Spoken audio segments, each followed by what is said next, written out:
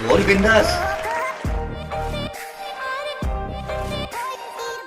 सरकारचे प्रत्येक निर्णय, सरकारचे प्रत्येक कायदे, सरकारचं प्रत्येक धोरण हे गोयकरांचं हित जपणारं आहे किंवा गोयकरांचं हित जपणारं असतं, तर मग ह्या वटहुकुमाबाबत या तरतुदीच्या संदर्भात सरकारचं नेमकं काय म्हणणं आहे?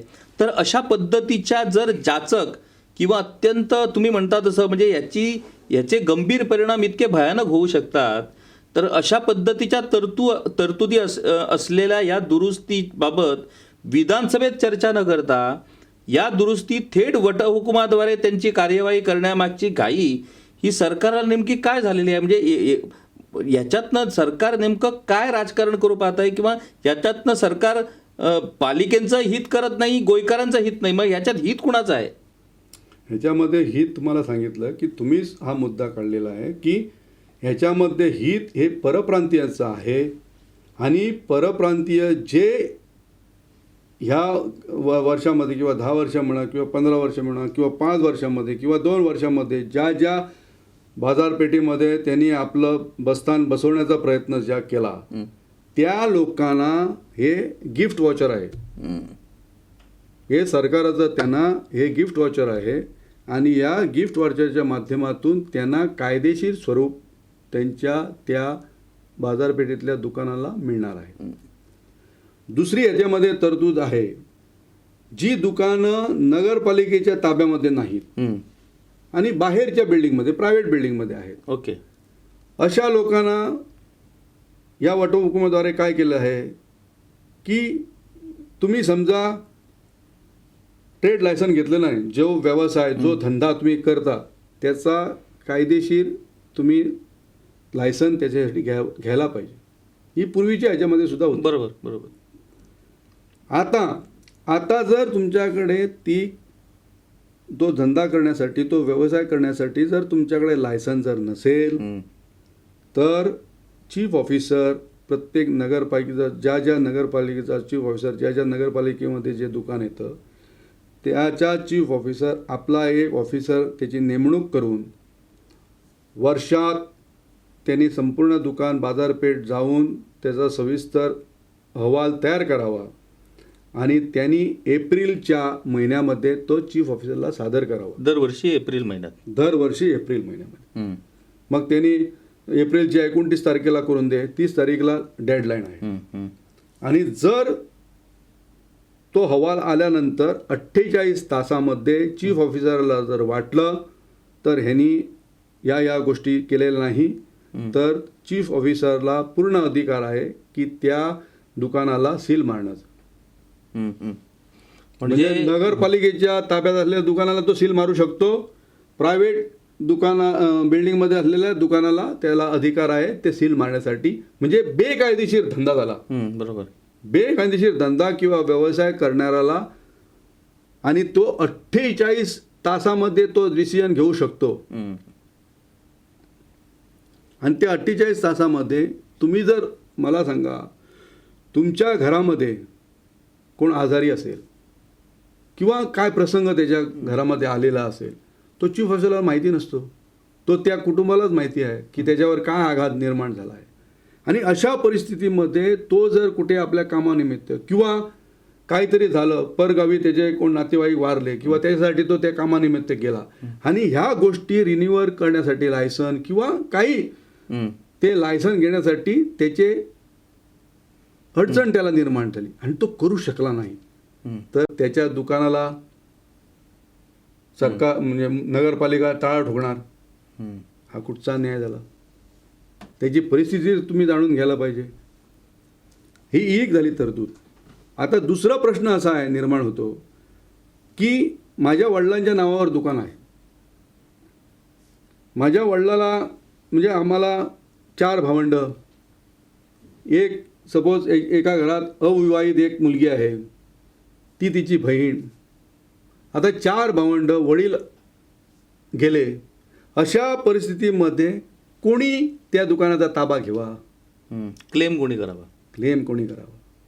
त्याच्या बाबतीत काय म्हटलंय? त्याच्या बाबतीत हे सायलंट आहे. ह्याच्या बाबतीत तसं काहीच नाही. फक्त त्यांनी सांगितलं की मुलगा किंवा अविवाहित मुलगीने हक्क त्याला मिळू शकतो. आता मला सांगा 4 भावंड आहेत, 4 भावंडामध्ये कुठच्या भावंडाने क्लेम करावा का 4 भावंडाने तिकडे अर्ज करावे?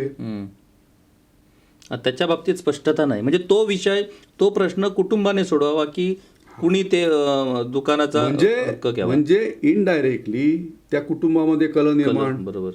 म्हणजे जर स्पष्टता असती तर निदान बाकीच्याने तरी कळलं असतं की बाबा आपल्याला तो हक्क मिळू शकत नाही, त्यामुळे तो हक्क आपल्या अमुक भावालाच मिळू परत शकतो. हा विषय सोडून द्या, अविवाहित मुलगी सोडून द्या. मी म्हणतो ज्या घरामध्ये अपंग, ते निसर्गाच्या ह्याच्यावर आहे, दिव्यांग निर्माण झालेल्या, सपोज त्याच्या घरामध्ये कोण व्यक्ती असेल, अविवाहित मुलगी असून दे किंवा मुलगा असून दे, अशा परिस्थितीमध्ये त्याला बाबा फर्स्ट प्रिफरन्स किंवा आणि काय असं काहीतरी असायला पाहिजे होतं. आता दिव्यांग म्हटल्यानंतर, अपंग म्हटल्यानंतर तिचा वशिला, तिचा किंवा तिला धावपळ करणं, हे सगळं गोष्टी ती किंवा तो हे जमणार नाही. अशा परिस्थितीमध्ये जो सक्षम आहे तो ताबडतोब जाऊन आपला अर्ज करून मी त्या याचा मुलगा किंवा आणि काय असं म्हणून तो क्लेम करू शकतो. बरोबर. म्हणजे ह्या परिस्थितीमध्ये याच्यामध्ये तशी तरतूद नाही की ज्याच्या घरामध्ये अपंग आहे किंवा ज्याच्या घरामध्ये विधवा आहे, जिचा नवरा गेला आहे, अशा बायकोने तिला फर्स्ट प्रिफरन्स किंवा, बरोबर, कारण तिला आर्थिकदृष्ट्या आपल्या मुलांना सांभाळण्यासाठी काहीच नाही.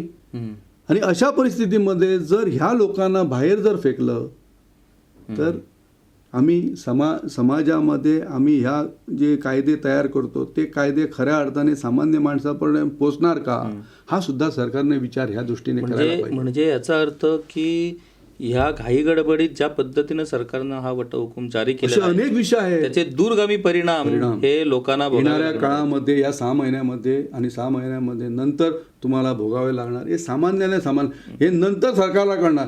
म्हणून सरकारने जेव्हा नगरपालिका किंवा पंचायत याच्यामध्ये जेव्हा दुरुस्ती होतात तेव्हा सरकारने हे सामान्य माणसाला समजणार अशा परिस्थितीमध्ये हे प्लॅटफॉर्म ओपन करायला पाहिजे, जेणेकरून आपला विषय, आपली समस्या तो मांडू शकेल आणि त्या गोष्टी त्याच्यामध्ये समाविष्ट करून हा कायदा जर सुसज्ज केला तर तो खऱ्या अर्थाने लोकशाहीला, बरोबर, म्हणजे मुळात विधानसभेचं मूळ संकल्पनाच अशी आहे की विधानसभा कायदा करतो. हे एक असं व्यासपीठ आहे ज्या व्यासपीठावरती अशा पद्धतीने लोकांशी संबंधित जे विषय आहेत त्याच्यावरती सखोल चर्चा व्हावी आणि त्या चर्चेतनं लोकांचे प्रश्न, लोकांच्या समस्या, लोकांच्या अडचणी या सगळ्या गोष्टींचा त्या ठिकाणी उहापोह व्हावा आणि त्याच्यातनं कायदे तयार व्हावेत अशी ती संकल्पना आहे. पण दुर्दैवाने आज लोकप्रतिनिधींना वाटतं ते कायदे, त्याच्यावरती चर्चा होत नाही, काय नाही. आणखी एक दुर्दैव याच्यामध्ये वटहुकुमामध्ये आहे, तो म्हणजे कॉग्निजेबल ऑफेन्स आणि तो सुद्धा नॉन बेलेबल. म्हणजे काय नेमकं काय म्हणते, म्हणजे केवढं भयानक आहे. म्हणजे बघा, मर्डर जर केली तर कोर्ट किंवा बाकीच्या पोलीस यंत्रणा काय म्हणते, एव्हिडन्स पाहिजे, त्याच्यामध्ये तुम्हाला पुरावा सादर करा किंवा आणि काय करा, हे करा, ते करा, हे सगळं घेतल्याशिवाय त्या गोष्टीवर न्यायनिवाडा होत नाही. ही वस्तुस्थिती आहे, ही कायदा सांगते. ह्याच्यामध्ये काय, जर चीफ ऑफिसरला कळलं 22 डिसेंबर 2020 नंतर जी व्यक्ती नगरपालिकेच्या दुकानामध्ये बेकायदेशीर व्यवसाय करते त्यांना 3 वर्ष सक्त कैद आणि 2 लाख रुपये जुर्माना, अशी आहे तरतूद, अशी याच्यामध्ये तरतूद आहे. म्हणजे जणू काय त्या व्यापाऱ्याने एक मोठा भयंकर गुन्हा केलेला आहे. आणि त्याला आता तसं जर बघितलं तर आपली पणजी मार्केट जो आहे त्या पणजी मार्केटमध्ये जवळजवळ 90% बेकायदा म्हणजे चुकीच्या पद्धतीनं लीज होल्डर भलताच आहे, त्यांनी भाडेपट्टीवरती दिलेला आहे, त्याची बिचाराची काहीच चूक नाही, तो भाडंही देतोय, त्यांनी तो जे काय पैसे द्यायचे असतील तेही तो लीज होल्डरला देतोय, त्याच्या ताब्यात हे दुकान आहे. पण जर आता म्युन्सिपाल्टीला किंवा चीफ ऑफिसरला जर कळलं की हा बेकायदा आहे म्हणजे त्याला 3 वर्ष कैद, 3 वर्ष कैद आणि 2 लाख रुपये फाईन, पेनल्टी. हे एवढं मोठं भयानक प्रोव्हिजन याच्यामध्ये वटहुकुमाच्या माध्यमातून हे केलेलं आहे. म्हणजे याचाच अर्थ आता बघा कशी परिस्थिती निर्माण झाली आहे. इकडे त्यांनी या पद्धतीने म्हणजे बेकायदेशीर याच्यामध्ये केलं आणि सुरुवातीला मी तुम्हाला सांगितलं 40 वर्ष ज्याला झाली, 10 वर्षानंतर तो परत बाहेर. म्हणजे 40 वर्षानंतर तो व्यापारी ऑटोमॅटिक बाहेर, त्याचं लीज कधीच ते परत रिन्यू होणार होणार नाही. नाही. ही परिस्थिती एका बाजूने जर त्यांनी बेकायदेशीर जर आता ह्या वटहुकमाच्या नंतर जर दुकान स्थापन केलेलं असेल किंवा ताब्यात घेतलेलं असेल तर त्याला 3 वर्ष कैद आणि 2 लाख रुपये त्याला फाईन. हम्म. म्हणजे सरकार हे सामान्य जनतेला न्याय देण्यासाठी आहे काय, त्यांच्यावर या सामान्य लोकांना जे प्रामाणिकपणे आपला धंदा करून आपल्या मुलाबाळांना आपला संसार उभा करण्याचा प्रयत्न करतात अशा लोकांना न्याय देण्यासाठी हे सरकार आहे, हा विचार करावा. मला एक सांगा महेश भाई की आणखी एक त्याच्यात तरतूद आहे की automatic renewal of all the licences अशी एक तरतूद या सगळ्या वटहुकुमात केली. म्हणजे जे काय परवाने व्यापाऱ्यांना लागतात महापालिकेकडून जे परवाने मिळवायचे असतात ते परवाने ऑटोमॅटिक नूतनीकरण त्यांचं होईल अशा पद्धतीची तरतूद. नेमकी काय ती तरतूद आहे? ऑटोमॅटिक असं काहीच नाही. अर्ज हा तुम्हाला करावा लागतो. ती प्रक्रिया करण्यासाठी ज्या कालावधी तुम्हाला त्याने दिलेला आहे त्या कालावधीमध्ये तुम्हाला 2 महिन्या अगोदर तुमचं लायसन आज संपलेलं आहे हम्म. तर त्याच्यापूर्वी 2 महिन्यापूर्वी तुम्ही तो अर्ज सरकार नगरपालिकेमध्ये म्हणजे करा. अर्ज करावाच लागणार आहे ऑटोमॅटिक. म्हणजे तुम्ही अर्ज न करता काहीच होणार नाही, कुठचीच गोष्ट होणार नाही. हा. दुसऱ्या ह्याच्यामध्ये घरपट्टीच्या संदर्भात एक महाभयानक नाही त्याच्यावरती मी येणारच होतो की घरपट्टी हा खूप आणि नगरपालिका आणि सामान्य माणसाला भेडसावणारा तो प्रश्न अगदी आहे. म्हणजे नगरपालिका क्षेत्रात जर सगळ्यात कुठला मोठा विषय असेल तर तो घरपट्टीचा. आणि या नेमक्या वटहुकुमात घरपट्टीच्या संदर्भात काय तरतुदी आहेत आणि काय म्हटलं आहे? तत्पूर्वी तुम्हाला आता जे कॉग्निजेबल जे ऑफेन्स सांगितलेलं आहे त्याच्यामध्ये 1968 सालामध्ये जे कायदा आहे नगरपालिकेचा मूळ कायदा त्या कायद्यामध्ये 290 आणि 290A कॅपिटल ए हे प्रोव्हिजन अगोदर आहेच. ते प्रोव्हिजन काय म्हणतं की power to the police officer. Okay. हां. त्या ह्याच्यामध्ये तुम्हाला नगरपालिकेच्या हद्दीमध्ये किंवा त्याच्यामध्ये दुकानामध्ये जर काय बेकायदेशीर काय घडलं असेल आणि पोलीस यंत्रणा जर चीफ ऑफिसरला बोलवायची असेल तर त्या ह्याच्यामध्ये त्याला अधिकार आहेत की ती यंत्रणा तो बोलून त्याच्यावर तो हे करू शकतो. म्हणजे चीफ ऑफिसरनं पोलीस अधिकाऱ्यांना बोलवून कारवाई करायची की पोलीस अधिकाऱ्यानं? म्हणजे तुम्ही जर त्याच्याकडे हे केलं त्या संदर्भात तर तो पोलीस अधिकारी तिकडे येऊन चौकशी करणार. आता हे जे प्रोव्हिजन आहे ते प्रोव्हिजनामध्ये मूळ प्रोव्हिजनामध्ये बदल केलेलाच नाही आणि डायरेक्ट आता जर तुम्ही बघितलं 88C म्हणून त्यांनी नवीन ह्याच्यामध्ये समाविष्ट केलेलं आहे. ते प्रोव्हिजन काय, तो offence is to be cognizable and non bailable. म्हणजे परत तुम्हाला ह्याच्यामध्ये बेल नाही आणि एकदम कॉग्निजेबल ऑफेन्स म्हणजे महाभयंकर काहीतरी तुम्ही गुन्हा केलेला आहे ही तरतूद याच्यामध्ये केलेलं आहे. And offence punishable under section 88B shall be cognizable and non bailable. आता ही तरतूद करताना तुम्ही त्या ह्याच्यामध्ये सुद्धा तरतूद करायला पाहिजे होती की जी अगोदरच ह्याच्यामध्ये आहे ना त्यांनी कसं करायला पाहिजे होतं की 290A जे आहे त्याच्यामध्ये हे ॲडिशनल तरतूद व्हायला पाहिजे. बरोबर. कारण तिकडे जर तुमचं कॉग्निजेबल नाही तर डायरेक्ट इकडे 88C कडून तुम्ही कॉग्निजेबल केलेला आहे ऑफेन्स. म्हणजे माझ्या दृष्टीने ह्याच्यामध्ये सुद्धा कुठेतरी तफावत आहे आणि त्यासाठी सरकारने ह्याच्यावर योग्य अभ्यास केलेला नसावा किंवा सरकारने आपलं एक वेगळं उद्दिष्ट साधण्यासाठी हा मार्ग काढलेला असावा हे याच्यामध्ये सिद्ध नाही. तर एवढा मोठा जेव्हा तुम्ही प्रोव्हिजन करता तेव्हा कुठेतरी या दृष्टीने विचार व्हायला पाहिजे. बरोबर. आता याच्यावर तुम्हाला ते सांगितलं ते बघा 88(7) जे आहे the chief officer shall seal the such premises when the premises are sealed it shall not be open except by the chief officer for taking vacant possession. आता समजा मी मगाशी तुम्हाला काय सांगितलं की आम्ही भावंड आहोत. आजची परिस्थिती तुम्हाला माहिती आहे की भावंडामध्ये मतभेद असतात. बरोबर. माझी बायको माझ्या नवऱ्याला सांगते नको आम्हालाच ते मिळायला पाहिजे आणि अशा परिस्थितीमध्ये त्यांच्यामध्ये डिस्प्यूट होऊ शकतो. आता मला सांगा हा डिस्प्यूट जर चालू असेल तर कोर्टामध्ये तर तुम्हाला तो डिस्प्यूट संपेपर्यंत नगरपालिका तुमच्या दुकानाला सील मारणार कारण तुम्ही प्रक्रिया केलेली नाही. अशा परिस्थितीमध्ये तो निर्णय समजा उद्या सकाळी हा डिस्प्यूट सुप्रीम कोर्ट पर्यंत गेलेला आहे असं धरूया आणि तिकडे 20-25 वर्ष तुमची वाया गेली आणि निकाल समजा एक्स पार्टीच्या फेवरमध्ये झाला तर अशा परिस्थितीमध्ये तोपर्यंत ही प्रिमायसी तुमची सील्ड, म्हणजे तुम्हाला 5 पैसे आमदानी नाही. आणि दुसरं हे डिस्प्यूटसाठी तुम्हाला खर्च, आणि शेवटी ज्याच्या फेवरमध्ये निर्णय त्याच्याकडून जे 20-25 वर्षाचे ड्यूज आहे किंवा ते सगळे पैसे पहिली भरा म्हणून सांगणार, आणि नंतर तुम्हाला ते पजेशन ती बाकीची प्रक्रिया करून तुम्ही अर्ज करून परत रिन्युअल लायसन हे ते सगळं तुम्हाला करावं लागणार. ही परिस्थिती आहे.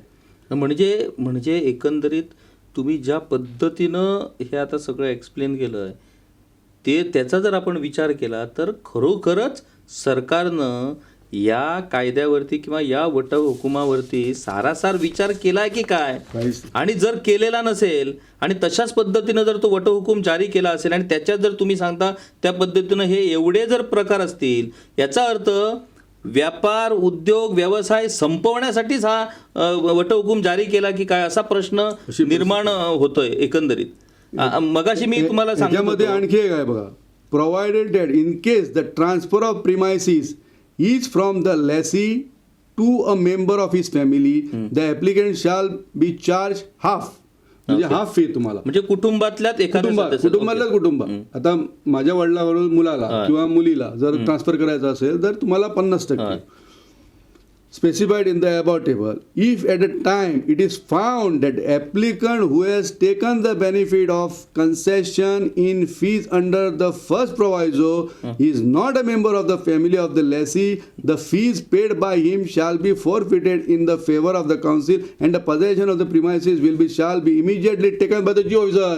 उद्या सकाळी चीफ ऑफिसरला ज्या निदर्शनात आलं मी त्याचा मुलगाच नव्हे, बरोबर, आणि त्यांनी बेकायदेशीररित्या ते म्हणजे खोटं प्रमाणपत्र किंवा खोटं ॲफिडेव्हिट देऊन त्यांनी जे काय तो व्यवहार केलेला आहे तो त्याच्या चीफ ऑफिसरच्या निदर्शनात जर आलं तर मी हे सगळी गोलमाल करून ते मिळवण्याचा प्रयत्न केलेला आहे हे जर त्याच्या निदर्शनात आलं तर ते पैसे त्याचे गेलेच आणि त्याचं दुकानही गेलं. हाऊस टॅक्सच्या संदर्भात या वटहुकुमात नेमकं काय म्हटलंय? आता बघा, सेक्शन 109, 110 हे टॅक्स संदर्भात आहेत, म्हणजे किंवा ते तुमची जमीन असू द्या किंवा तुमचं ते दुकान असू द्या, त्या संदर्भात जेव्हा टॅक्स नगरपालिकेचा भरायला असेल तर त्यांनी एक तरतूद केलेली आहे, appointment of verification of officer. The government may appoint any person not below the rank of municipal engineer to be a verification officer who shall verify the self-assessment declaration submitted by the holder. बघा इकडे सुद्धा holder म्हणजे कोणाला आहे, संपूर्ण नगरपालिकेच्या ज्युरिडिक्शनामध्ये जी premises येते त्यांना, म्हणून त्याने ते होल्डर म्हटलेलं आहे. मग ती नगरपालिकेची असू दे किंवा दुसरी असू दे, ऑफ द बिल्डिंग लँड. मग 110 assessment of property tax, rateable value and capital value how to be determine. Retable value, in order to fix the retable value of the building or land accessible to a property tax, there shall be a deducted from the amount of rent for which such building of land might reasonably be expected to let or for which it is actually let from year to year, whichever is greater, the sum equal to 10 per centum of the said annual rent, and the said deduction shall be levied of all the allowances for repair or on any other account whatsoever. Capital value system. The tax of any building or land accessible for property tax shall be calculated on the basis of capital value of the property.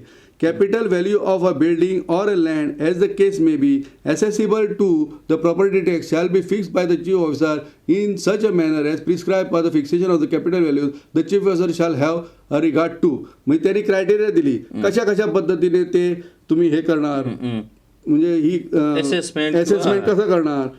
बरं, त्याच्यात आणखी एक तरतूद आहे असं बोललं जातं की यापूर्वी कसं असायचं की ज्यांच्याकडे नगरपालिकेची लायसन्स किंवा परवाने असायचे त्यांनाच फक्त हाऊस टॅक्स लागू असायचा.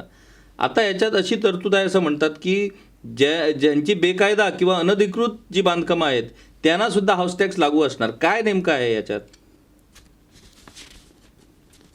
म्हणजे हाऊस असेसमेंट, टॅक्स असेसमेंट हा सरसकट सगळ्या घरांचा होणार आहे, इरिस्पेक्टिव्ह की ती अधिकृत असतील किंवा अनधिकृत असतील. बरोबर.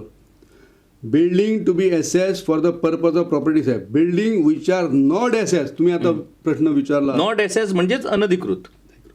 हा सामान्य माणसाला न कळणारा हा शब्दप्रयोग आहे.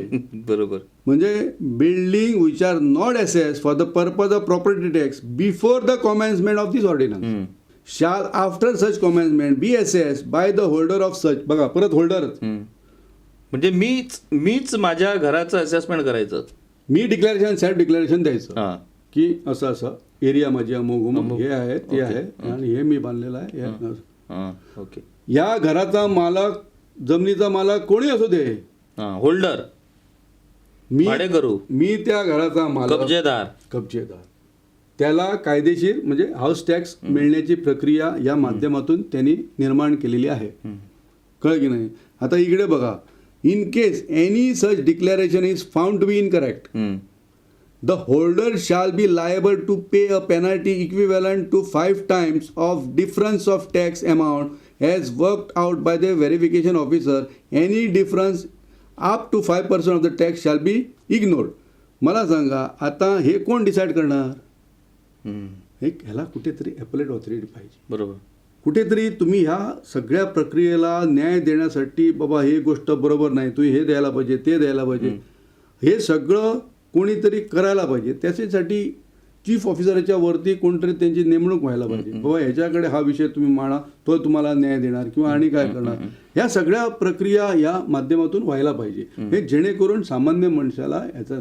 आता मला सांगा, ह्याच्यामध्ये मी सपोज ह्या जमिनीचा मालक मुंबईला आहे, त्यांनी बेकायदेशीर तिकडे घर बांधलं, मी सेल्फ डिक्लेरेशन दिलं, सगळं झालं, प्रोसेस केला आणि माझ्या नावावर हाऊस टॅक्स यायला सुरुवात. म्हणजेच ह्या सगळ्या बेकायदेशीर कृत्याला ह्या वटहुकूमच्या माध्यमातून पाठबळ दिलेलं आहे. म्हणजे तुम्ही कुमदिदाच्या जागेमध्ये बांधा घरं, मी तुम्हाला हाऊस टॅक्स करून देतो, तुम्ही अर्ज करा आणि तुम्ही सेल्फ डिक्लेरेशन द्या. त्याच्यात ती तरतूद आहे की तुम्ही हाऊस टॅक्स भरला म्हणजे ते बांधकाम तुमचं अधिकृत होणार नाही, अशा पद्धतीची तरतूद आहे. दुसरी गोष्ट कशी आहे याच्यामध्ये, आता हे व्हॅल्युएशन असेसमेंट जे आहे ते सरकारच्या नोटिफिकेशनप्रमाणे, आता समजा म्हापशामध्ये, खोर्ली भागामध्ये आता सध्याचा त्या प्रॉपर्टीचा व्हॅल्यू काय आहे, तर तिकडे 10,000 स्क्वेअर मीटर आहे. ते कोण करणार, तर सरकारी अधिकारी म्हणजे नगरपालिकेचे अधिकारी, चीफ ऑफिसर ते करणार की सरकारच्या ह्याच्यामध्ये तू आम्हाला अमुक. आता समजा तुम्ही या घराचे मालक आणि मी तुम्हाला माझं पूर्वीचं, मी तिचे 50 वर्ष राहतो तुमच्या घरात, तुमचं भाडं मला किती आहे, 20 रुपये. बरोबर. पण सरकारला मी आताच्या मार्केट रेट प्रमाणे टॅक्स भरायला पाहिजे, जो सरकार सांगणार की तुझा याचा व्हॅल्यू आता 30 लाख रुपये झालेला आहे. म्हणजे नगरपालिका क्षेत्रातल्या भाडेकरूंवर हे संकट आहे. हे संकट म्हणजे आता विषय सांगतो तुम्हाला मी. पण नगरपालिका तुम्हाला आता समजा मी लिहून दिला की माझा 10 लाख किंवा मी ते भाडं किंवा 20 रुपये भरतो किंवा 50 रुपये भरतो किंवा 500 रुपये देतो, ते हे करताना सरकारच्या ह्याच्या मान्यताप्राप्त नोटिफिकेशनाप्रमाणे त्याच्यामध्ये जो व्हॅल्यू दिलेला आहे त्या व्हॅल्यूप्रमाणे ते असेसमेंट करणार आणि तुम्हाला तुमचा हाऊस टॅक्स ठरवणार. आता मला सांगा, एक सामान्य माणूस एक त्या ह्याच्यामध्ये छोटंसं घर बांधून तो राहणार आणि त्याचा व्हॅल्यू उद्या सकाळी 20 लाख रुपये झाला त्या संपूर्ण ह्याचा, आणि त्या 20 लाखावर त्यांनी सपोज अमुक तू टॅक्स द्यायला पाहिजे. मला सांगा, हा 20 लाख त्या सामान्य माणसाकडून आले कुठून. बरोबर. हा सुद्धा ह्याचा विचार करायला पाहिजे नगरपालिकेने. उद्या सकाळी समजा त्याचा व्हॅल्यू असा ठरला, इन्कम टॅक्स वाले येणार आणि त्याला पकडणार, बाबा तुझ्याकडून एवढी संपत्ती आली कुठून. बरोबर. म्हणूनच मी सुरुवातीला तुम्हाला म्हटलं की हा विषय एकदम महत्त्वाचा आहे. ह्याच्यामध्ये सामान्य माणूस, ह्याच्यामध्ये जो आर्थिक मदत करणारा, नगरपालिकेला उभारी देणारा, नगरपालिकेला रेव्हेन्यू निर्माण करून देणारा जो घटक आहे, व्यापारी वर्ग, त्याला विश्वासात घेणं, सामान्य माणसाला, कारण हाऊस टॅक्स म्हटल्यानंतर सामान्यातला सामान्य माणूस जो साध्या कौलाच्या घरामध्ये राहतो त्याला सुद्धा विश्वासात घेणं महत्त्वाचं होतं. ह्या पार्श्वभूमीवर एवढ्या गडबडीमध्ये, एवढ्या घाई गडबडीत कोणालाच विश्वासात न घेता ही वटहुकूम जारी करणे म्हणजे सामान्यातल्या सामान्य जनतेवर अन्याय आहे. आणि म्हणूनच म्हापशामध्ये ते रणशिंग जे फुकलेलं आहे ते रणशिंग या संपूर्ण व्यापारी वर्गाने आणि ज्या ज्या व्यक्तींना या वटहुकूमाचा फटका बसेल त्या सगळ्यांनी या वटहुकूमाच्या दृष्टीने आवाज उठवण्याची खऱ्या अर्थाने गरज आहे. तरच कुठेतरी त्यांना या वटहुकूमाच्या माध्यमातून त्यांना न्याय मिळू शकेल. हा वटहुकूम तसं बघायला गेलं तर त्याच्यामध्ये अशी समाधानकारक किंवा जी दुरुस्ती व्यापारी वर्गाला फायदेशीर आहे असे एकही गोष्ट त्याच्यामध्ये नाही.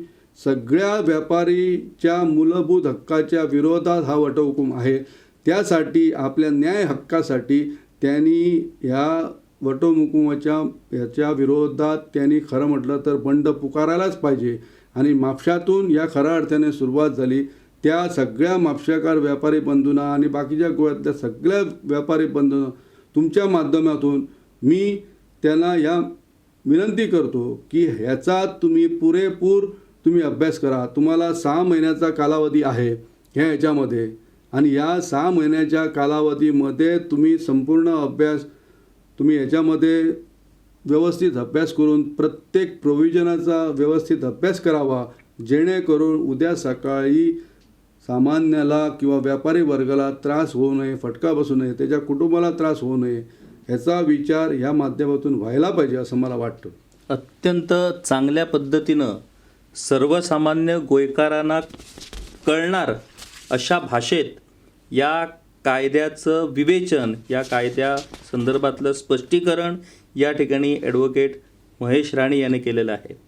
एक गोष्ट स्पष्ट झालेली आहे, ज्या पद्धतीनं त्यांनी वेगवेगळ्या तरतुदींसंबंधी आणि वेगवेगळ्या कलमांसंबंधी माहिती दिली, या सगळ्या गोष्टींचा जर आपण विचार केला तर अशा पद्धतीनं दिसून येतं की सरकारनं अत्यंत घाई गडबडीत कुठल्याही पद्धतीचा विचार न करता, कुठल्याही पद्धतीचा अभ्यास न करता, कुठल्याही